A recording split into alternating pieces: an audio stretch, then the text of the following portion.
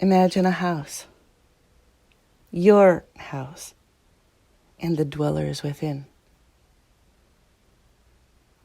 So the house might be, while not necessarily needlessly big, substantial enough to hold and house more than one.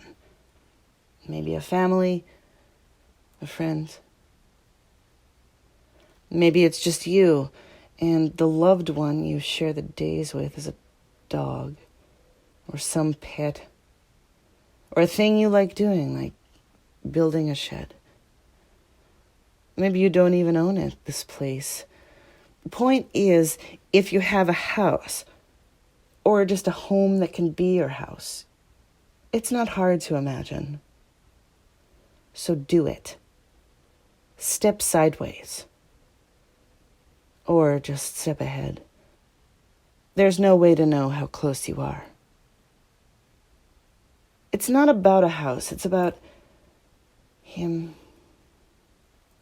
For argument here, for the etching, for the face of the round and white clock of it, this is about him. Your lover, cat, child. What fits here?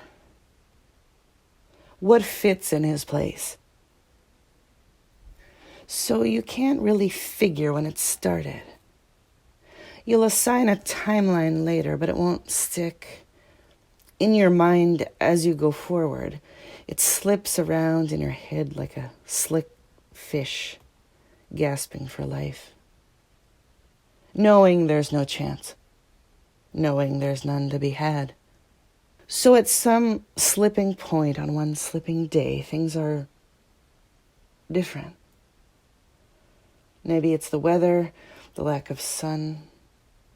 Maybe it's the way the wan light chokes off in the afternoon, making everything, including the plants and the bloody steak waiting for fire, pale as a plate. So one day there's something different. Off. Outside, the sky is the same birds shrieking in the same low trees. The voice you hear seems not to come from his mouth, but from his throat, the skin on his skull. He says words, even the words you think you're used to. Words like beautiful, paintbrush, tired. Words like bored, hungry, delicious. He licks his spoon mechanically, holds your gaze with an ice water sheen, a synthetic warmth like exothermic packs of beads. When he says, "I love you," you run from the house. You don't know where you're going, and you don't know why. The bumpy grass conspires to break your feet. Your house has been turned over to an alien twin. Imagine your unsubstantiated grief.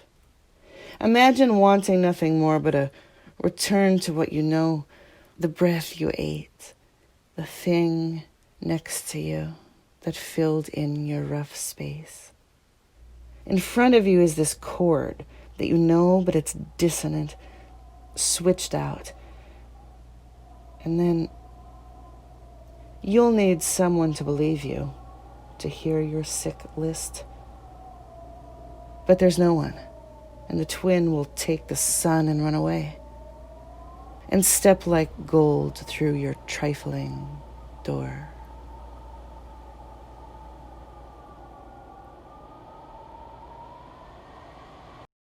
So, what is this concept that you were working on? So I have been exploring this idea of changelings. This word changeling, it's very eerie.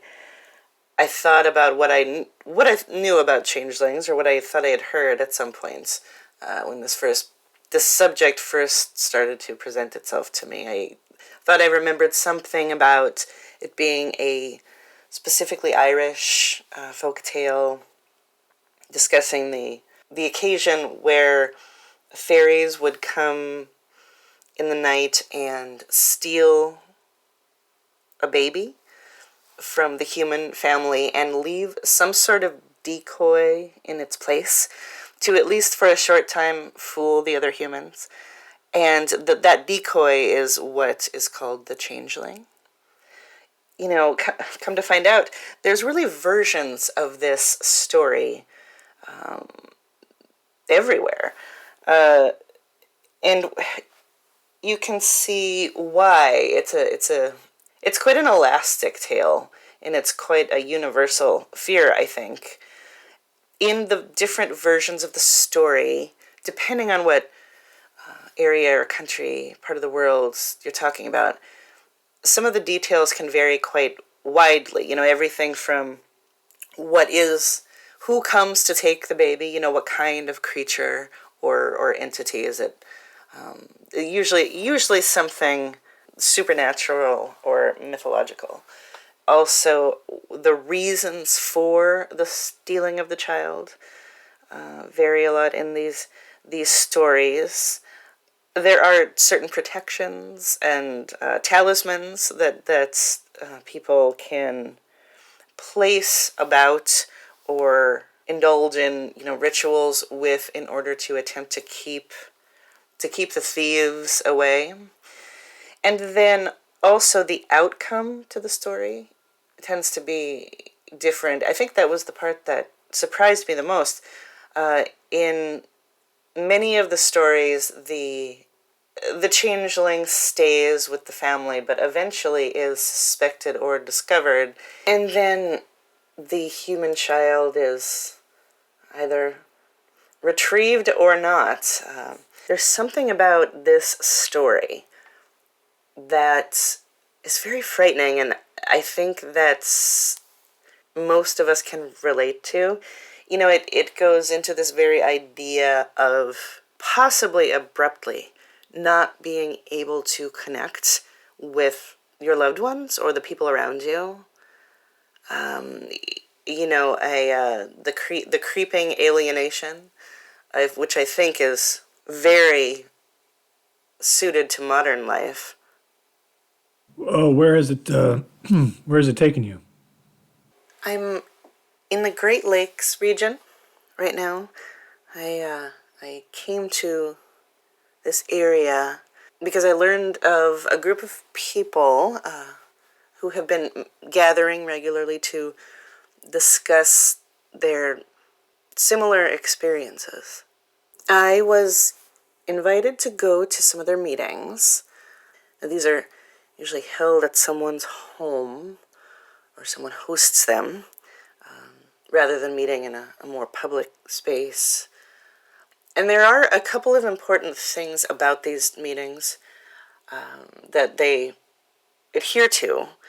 One is that the location changes all the time, and it is at a neutral place, and by that I mean it's not held at any of the homes where the events are occurring, because, well, I think after hearing some of these stories, I understand why.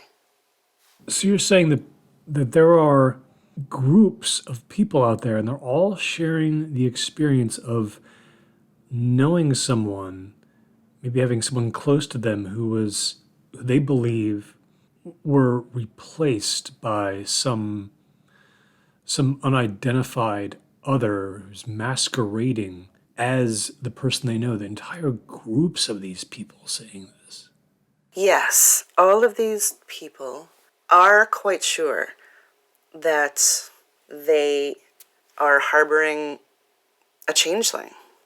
And all of them share this commonality of, once you find yourself with this belief or in this place, it is terribly frightening and isolating and quite disorienting.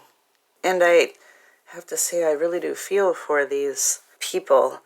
In fact, tonight, I am breaking one of my own rules. I usually set a parameter that I don't make a habit of staying with the people I'm interviewing for many reasons, not only personal safety, but also objectivity.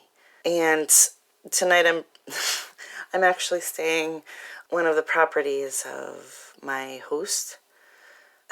It's this partly because of this tenderness I feel toward the people that I've listened to on this trip, and also, it's I look out there, it's cold, it's snowy, and there's this feeling of being very seduced by a warm bed, flannel sheets, a fire. But it's definitely on my mind tonight as I look out there and I think about things, what comes in the night, what comes for us in the night. I feel like I might have one of those restless nights where I get up before the sun appears and look for, oh, I don't know, something. Tracks in the snow, maybe? Let me ask you, in the folklore that you've read, are these changeling incidents, is the abduction, is it some sort of grim practical joke on the part of these supernatural forces, or is it something, is their intention usually much darker? Like, why? Why does this, what do these things want that replace these loved ones with the changelings? Well, this is one of the really interesting parts about this story, and its elastic nature. I mean, that's widely varied, the motive for taking human children. Some stories claim that the fairy children need human milk to survive. Other reasons might be the human child is to act as a servant for the being that steals it. Some say that the creatures exchange their own actually elderly beings with human children so that the elderly can enjoy the last part of their life in the comfort of human care. There are also some very specific references to this in history. It was sometimes said that a people forced to flee and hide during wartime were moved to switch their own children out with the healthy children of their occupiers as a means of survival. There are any number of reasons. One of the ways that it was believed that you could tell if your child was a changeling would be to make it laugh, which I think is quite a disturbing concept. And also, I mean, just one of the many ways that this tale could be ascribed to modern life or simply mental illness was, the suspecting parent believing that their child was a changeling would attempt to facilitate it exposing itself by making it laugh or also by torturing it. Just this is such a, once you start to delve in, this story, it can become a parable quite easily for so many things. And every trajectory of this story is equally viable and impossible to prove.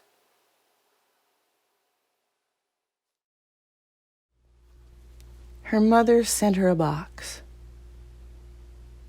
The comforting brown paper look of it, the solid taped weight. She loved the receiving of it. everything about it. But it also made her feel a combination of things.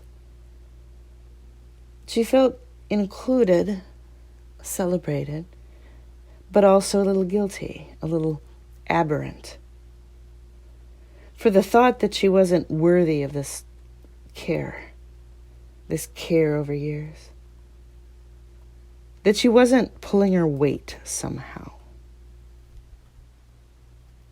Her mother had been thinning out the objects in the old house. As anyone will, she kept things, but not extravagantly, and she seemed to have little issue with letting them go when the time came. "It's just stuff," her mother had soothed her once, when she was younger and living all sorts of places and left behind a scattered mess in her wake. She had, out of carelessness, disorganization, left her grandmother's china set behind at one of the houses she fled. She was upset about this, nearly inconsolable. It doesn't matter.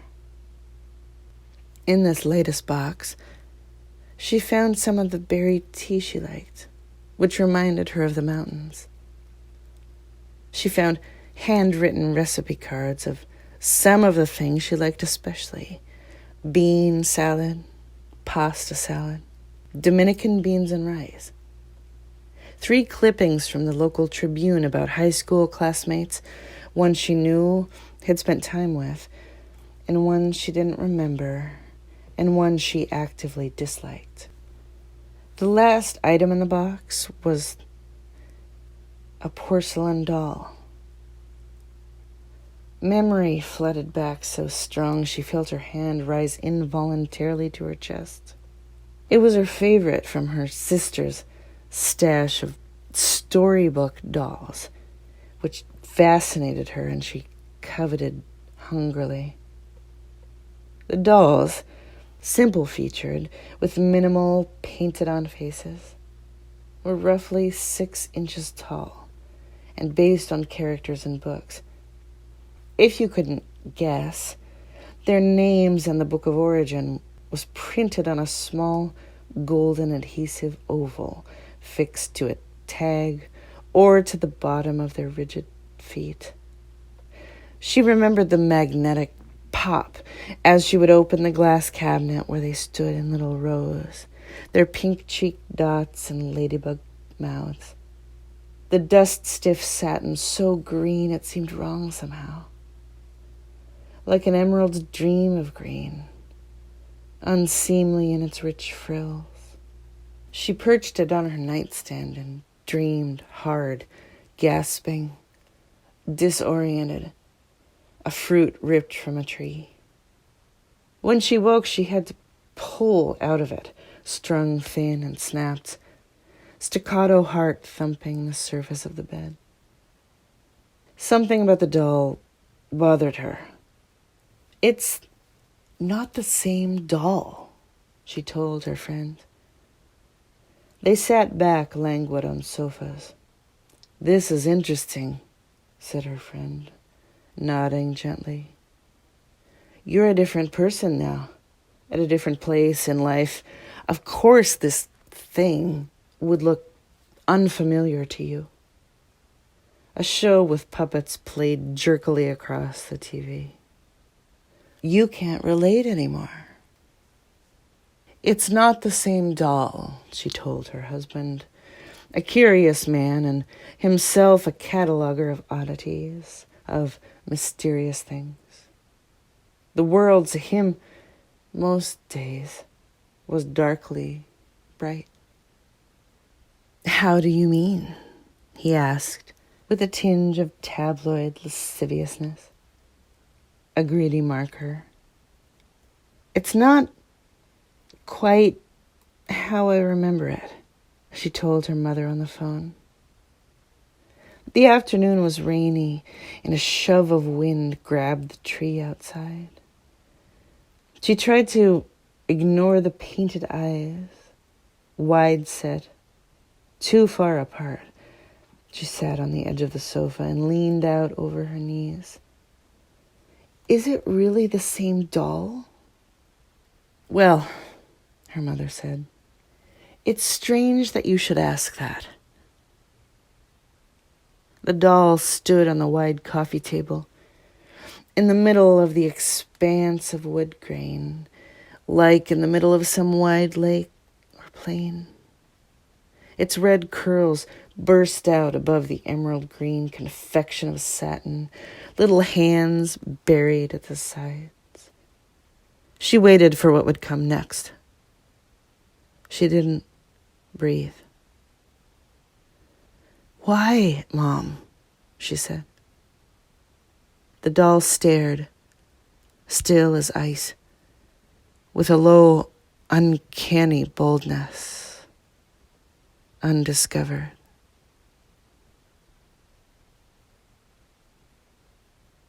I once spent, I think it was in my mid-20s, I spent a winter in Mississippi working on a farm. I had been trying to make my way across the country and just sort of got stuck in Mississippi working on this farm for about 2 months.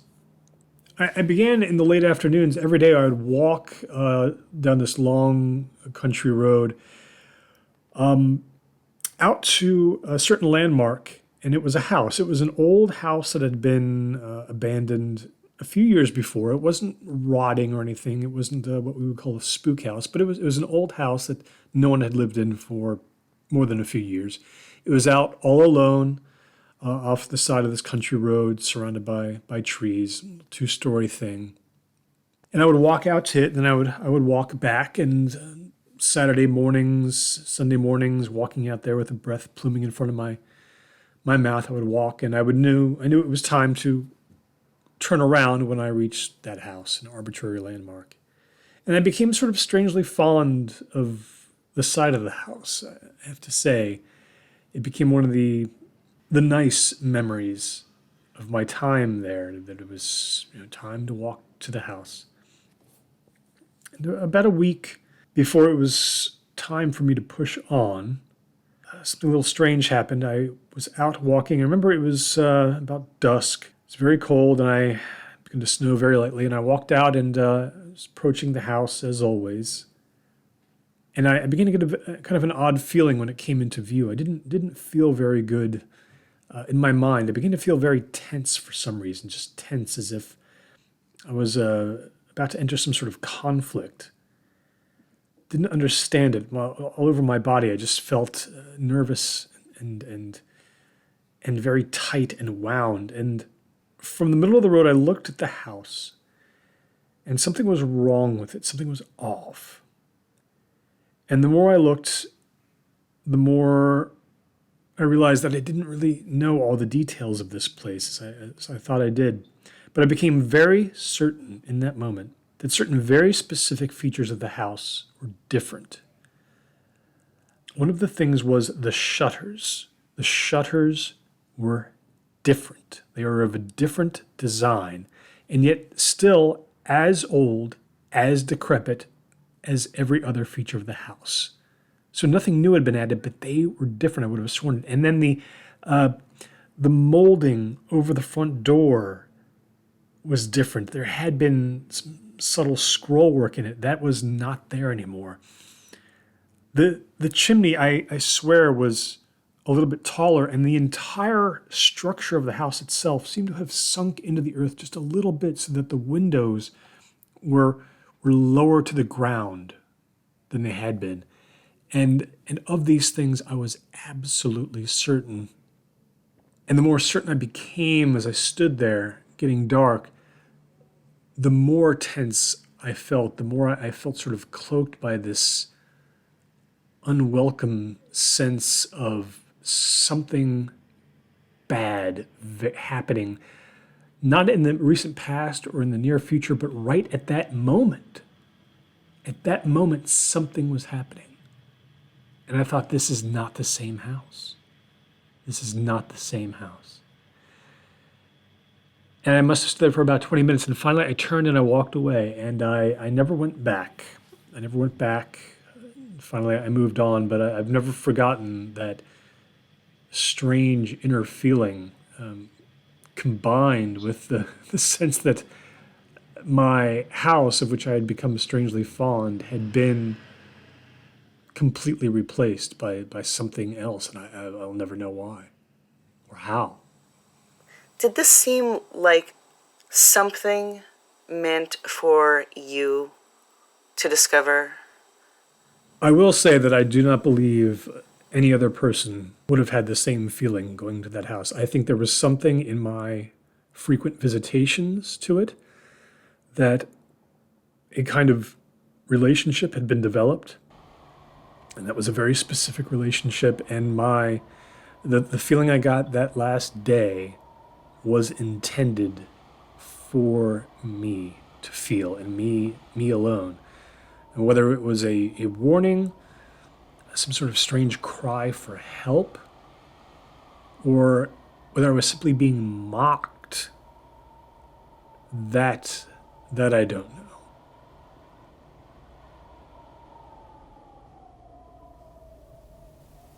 The dreams had started early for him, since before he can remember.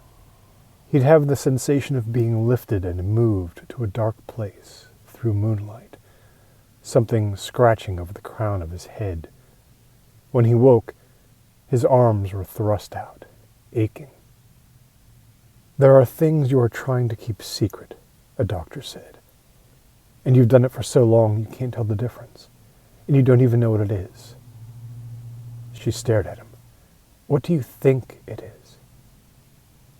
He thought of the last time he went home, that is, to the home of his parents. They lived in a wide valley cupped by red mountains on all sides, like a great baseball mitt. He drove down through trees and along the burnt fencing of the old road, grown over, haunted by deer and bees. My parents are not my parents, he said. You mean adopted? She asked. And they never admitted it or told you? No, he said, it's not that. The house had seemed small, compact in its green-grassed slot. He leafed through old photo albums and pulled apart their pages with a smacking sound. The old vinyl gave off a chemical, fuel-like smell. Then what do you mean? He looked out her office window into a twiggy puff of hedge. Past it, all around them, the business park pushed its soft, annular sidewalks. Just say it, she said. It doesn't matter here. In the old pictures he looked strange. His skin had a blue paleness on the yellowing film, and his joints were bony, overly round, like bulbs. I'm not a person. I'm not. He tried to visualize something leaving his body, something thick like oil, a tension breaking. But it was forced and dry. I'm not a human, even. I'm from the woods. The woods. The doctor sat back in her chair. He had the sense she pitied him, that she could see that a bright disease was blooming in his heart, and would soon take him over completely, every sick nerve. Or maybe not the woods, I don't know. He thought of the red cliffs above his childhood home, the rocks. Maybe caves, I'm not sure. She breathed carefully. He shifted, clenched his clammy hands. I was brought to their home and switched. I don't know why. In the house, he watched his mother shift with ease around the kitchen. She smeared pearly mayonnaise on soft, tan bread. Her bird-like shoulders fanned. Later, his father scraped through the TV channels, unable to think of new talk for too long. How's the car? He asked. The blood between them discordant, ill-matched. Then what happens now?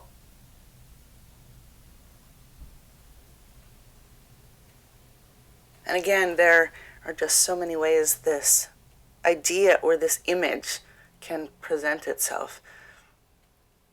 Recently, I was watching a documentary about Maurice Sendak, and the children's author and illustrator. He described something that he became very fixated on in childhood, in very young childhood. This is 1932, and he remembers the coverage of the Lindbergh baby kidnapping, and he's speaking about that and how it was very traumatic for him because being so young, this was really the first kind of horrific event that he really tried to wrap his mind around. It really stuck with him, and he contends that it began and fueled his kind of obsession with death. So the Lindbergh's baby was kidnapped out of its room. On the second story, Sendak mentions that this property was called Hopewell. A man with a ladder climbed up and took their baby. Then actually things didn't go as planned. There was a slip. The ladder broke, something as he was descending, and actually ended up killing the baby. It was a terrible thing. But he, as a young child, just, this was a much publicized and therefore kind of inescapable story. And the horror of that, how could such a thing happen to such a protected golden child right under his parents' noses, You really couldn't get much more of at least outward symbol of hope and strength. This tall, handsome American pilot marries a daughter of an ambassador, and he remembers thinking, if this can happen to them, what's protecting me? And so there was a kind of sympathetic identity adoption going on. And later he wrote a book that kind of blended together some of these preoccupations that he had and carried with him. For instance, the often complex and multi-layered nature of the love of family members.